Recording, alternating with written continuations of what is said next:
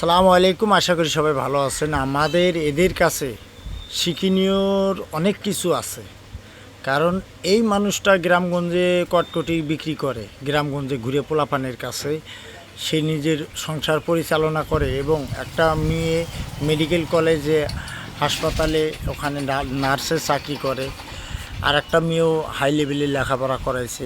তা আসলে কি বলবো, এদের কাছে আমাদের এইটাই শিক্ষা নেওয়ার দরকার যে এরা যদি কটকটি বেচে আর সংসার চালাইতে পারে, দীর্ঘ 10 বছর 15 বছর যাবৎ কটকটি বিক্রি করতেছে, তাহলে আমরা বেকার বসে থাকবো কেন? ব্যবসা ভাই, এটাও একটা ব্যবসা। কোনো ব্যবসা ছোটো করে দেখার কিচ্ছু নাই।